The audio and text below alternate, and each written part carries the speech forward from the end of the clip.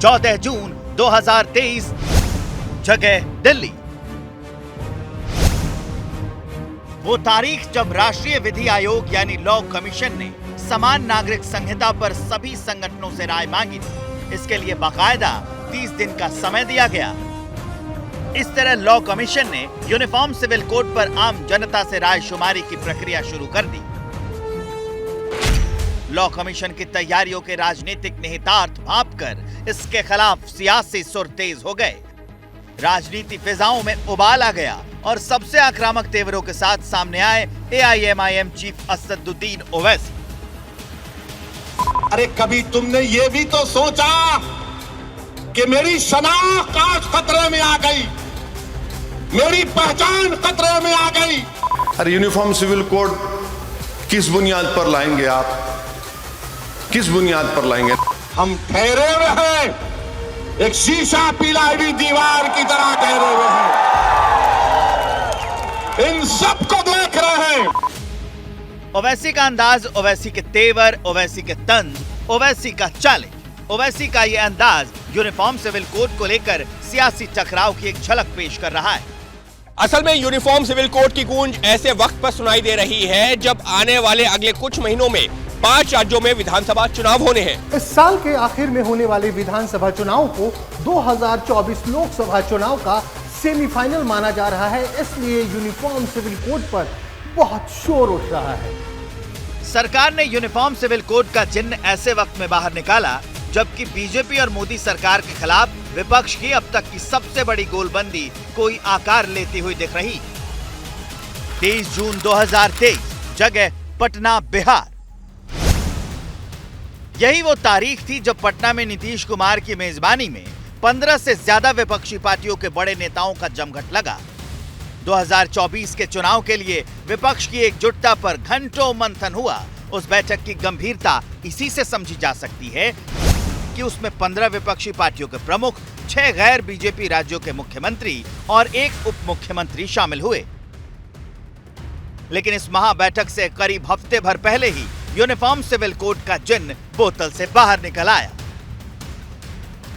सरकार का ये दांव कितना सोचा समझा था कि विपक्षी एकता में अभी से ही दरार भी दिखने लगी है। जो विपक्षी पार्टियां पटना में मोदी के खिलाफ जुटी थी, उन्हीं पार्टियों में से कुछ में से समान आचार संहिता के समर्थन में आवाजें आने लगी हैं।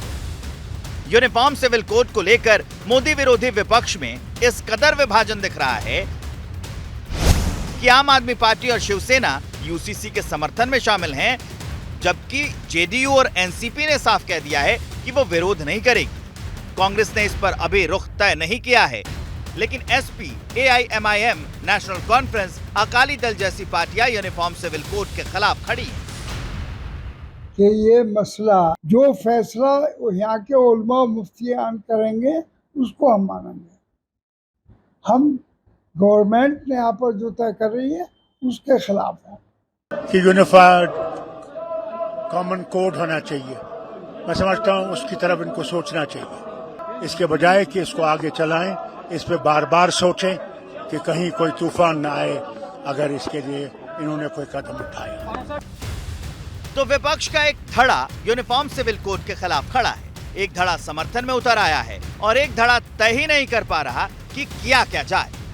लेकिन सरकार की तैयारियों को देखकर तो ऐसा लग रहा है कि मोदी सरकार ने 2024 में होने वाले लोकसभा चुनावों का एजेंडा सेट कर दिया है। इस समय देश का पूरा सियासी विमर्श सरकार के द्वारा सेट किए गए यूनिफॉर्म सिविल कोड के एजेंडे के इर्द गिर्द ही घूमता नजर आ रहा है। इसका सरकार को भी इल्म है कि लोकसभा में उसे कानून पास कराने में दिक्कत नहीं होगी, क्योंकि उसे लोकसभा में प्रचंड बहुमत है, लेकिन राज्यसभा में बिल पास कराना मोदी सरकार के लिए बड़ा चैलेंज हो सकता है। वर्तमान राज्यसभा सदस्य की संख्या 238 है, बहुमत का आंकड़ा 120। राज्यसभा में एनडीए के पास 110 सीटें हैं। इस लिहाज से देखें तो राज्यसभा में एनडीए के पास 10 वोट कम पड़ सकते हैं। लेकिन यूनिफॉर्म सिविल कोड पर विपक्ष में हुई सेंधमारी बीजेपी के लिए उम्मीद जगाने वाली है। 10 सीटों वाली आम आदमी पार्टी बिल के पक्ष में है, 3 सीट वाली शिवसेना उद्धव गुट बिल के पक्ष में है। जेडीयू और एनसीपी भी बिल के खिलाफ नहीं है, तो 9 वोट का इंतजाम हो जाएगा।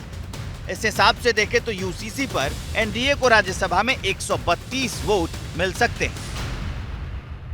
इस सियासी गणित पर अगर गौर करें तो अगर यूसीसी बिल यानी यूनिफॉर्म सिविल कोड का बिल सरकार इस मॉनसून सत्र में पेश करती है तो उसके पास होने में कोई अड़चन नहीं आएगी।